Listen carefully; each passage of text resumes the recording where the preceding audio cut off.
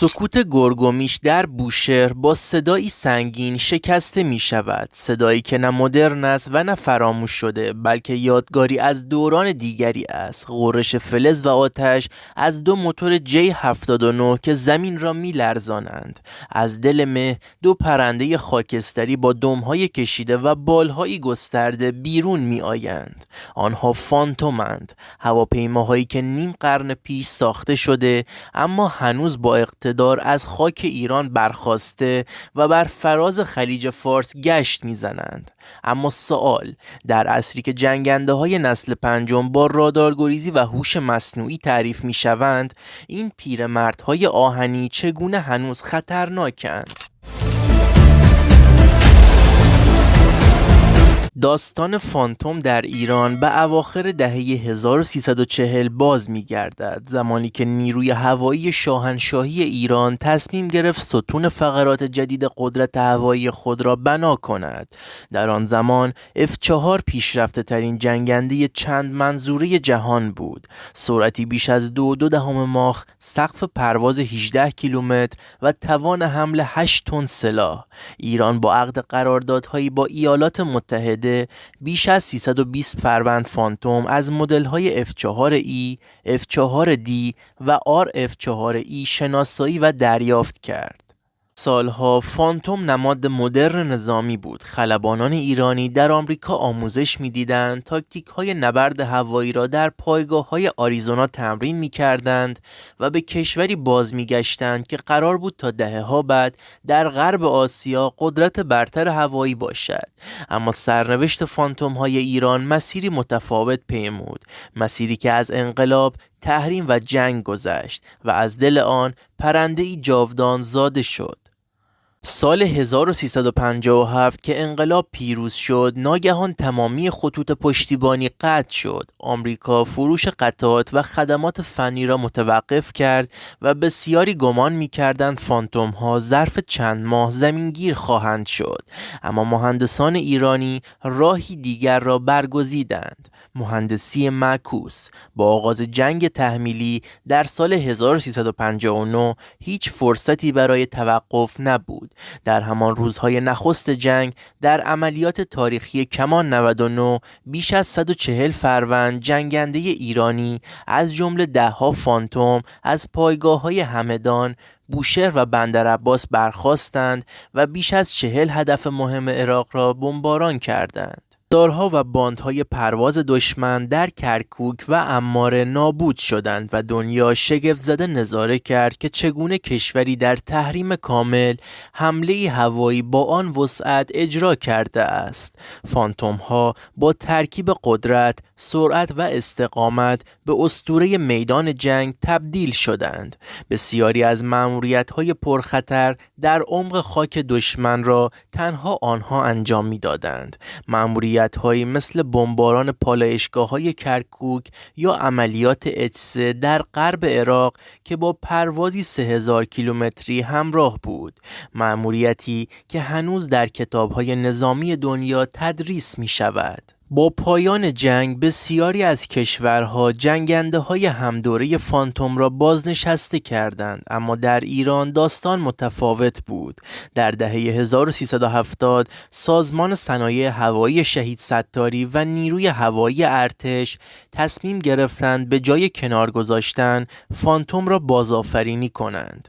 پروژه‌ای با نام بهسازی فانتوم آغاز شد که شامل نوسازی کامل سیستم‌ها، نصب رایانه‌های پروازی جدید و ارتقای رادار و تسلیحات بود. در فاز نخست کابین آنها از حالت آنالوگ دهه 60 میلادی به کابین دیجیتال چند منظوره تبدیل شد. نمایشگرهای MFD جای عقربه‌های مکانیکی را گرفتند. سامانه ناوبری ماهواره GPS اضافه شد و سامانه اخطار رادار بومی در پشت کابین نصب گردید. در فاز دوم تسلیحات بومی جایگزین موشک‌های قدیمی شد. فانتوم به موشک‌های فاتر، نسخه ایرانی ایم 9، سجیل، قاصد و موشک ضد کشتی نور مجهز شد. نتیجه این بود که فانتوم دیگر فقط جنگنده‌ای قدیمی نبود، بلکه پلتفرمی مدرن برای جنگ‌های امروز شد. از دهه 1380 به بعد مأموریت اصلی فانتوم‌های ایرانی به سمت دریا تغییر کرد. پایگاه‌های بوشهر، بندرعباس و چابهار خانه اسکادران‌هایی شدند که وظیفه‌شان گشت هوایی و مقابله با تهدیدات دریایی بود. با تجهیز به موشک‌های ضد کشتی نور با برد بیش از 120 کیلومتر و قدیر با برد 200 کیلومتر، فانتوم توانست بدون ورود به محدوده پدافند دشمن اهداف سطحی را منهدم کند. در رزمایش‌های مدافعان آسمان ولایت این هواپیماها موفق شدند از ارتفاع پایین موشک‌های ضد کشتی خود را رها کرده و اهداف شناور را در فاصله ده‌ها کیلومتری مورد اصابت قرار دهند.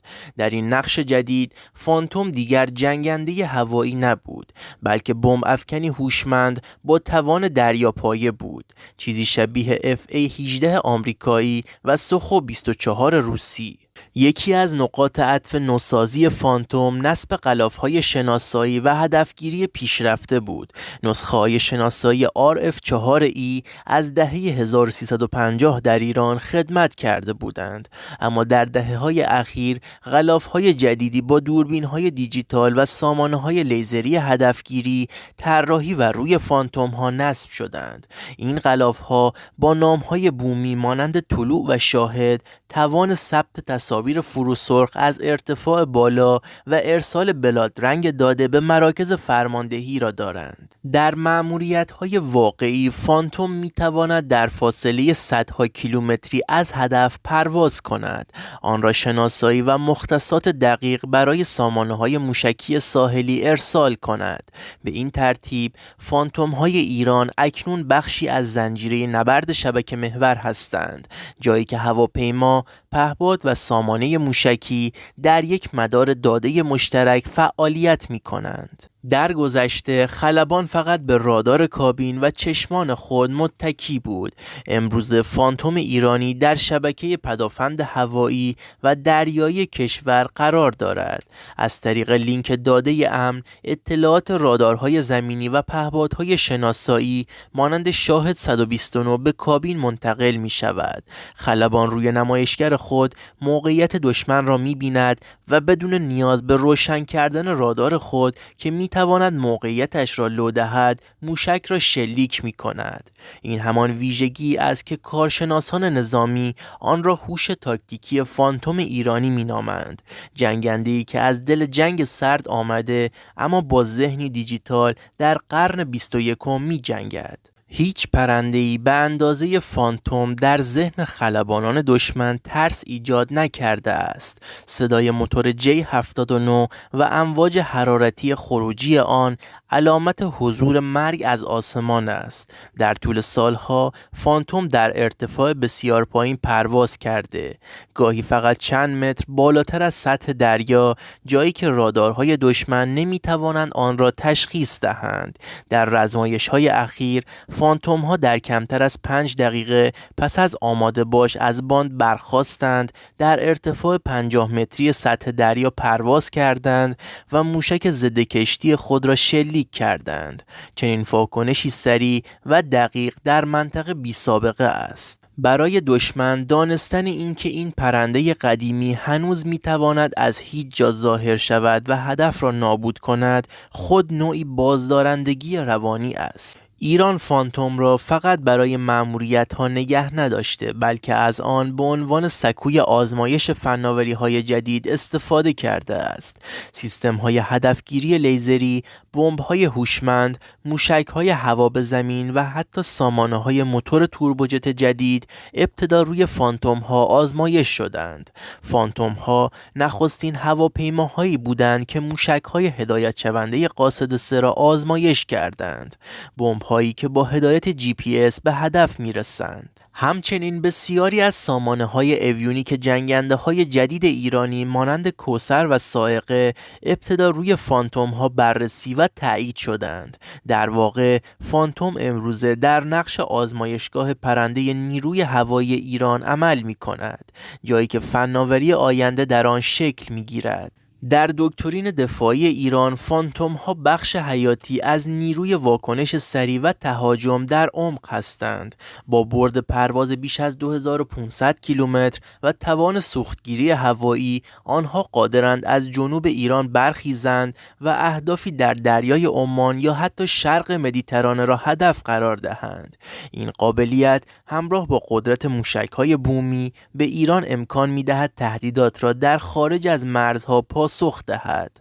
در زمان تنش‌های منطقه‌ای، حضور چند فانتوم مسلح در پایگاه‌های جنوبی پیامی روشن است. هنوز در این آسمان شکارچیان قدیمی پرواز می‌کنند که هیچ دشمنی از دید آنها در امان نیست. اما سوال، چرا فانتوم ها هنوز خطرناکند؟ زیرا برخلاف تصور، خطرناک بودن همیشه به معنی جدید بودن نیست. فانتوم خطرناک است چون کاملا بومی شده است. ایران تمام قطعات، سامانه ها و تسلیحات آن را تولید می کند. انعطاف عملیاتی دارد، از شناسایی تا بمباران دقیق و نبرد دریایی. در شبکه نبرد هوشمند ادغام شده است. از داده‌های پهباد و پدافند استفاده می کند. خلبان زبده دارد، تجربه واقعی جنگ و مهارت پرواز در شرایطی که بسیاری از نیروهای جهان فقط در شبیه ساز می بینند. هر بار که فانتوم ایرانی در آسمان خلیج فارس پرواز می کند، یادآور جمله‌ای از یکی از خلبانان قدیمی است: فانتوم پیر نیست، فقط جاودان است، زیرا آنچه آن را زنده نگه داشته نه فلز و پیچ موتور، بلکه ذهن خلاق مهندسان و دستان خلبانانی است که باور دارند هیچ فناوری بدون ایمان و تجربه زنده نمیماند. در جهانی که هر روز جنگنده های جدید با نام های درخشان می آیند و می روند، فانتوم هنوز پرواز می کند، نه به عنوان یک یادگار، بلکه به عنوان هشدار. هشدار برای هر دشمنی که بخواهد قدرت ایران را در آسمان بیازماید. او می‌داند اگر در افق جنوبی صدای دو موتور J79 شنیده شد، دیگر برای فرار دیر شده است. آنچه نزدیک می شود فانتوم جاودان ایرانی است، شبحی از گذشته با قلبی از آینده.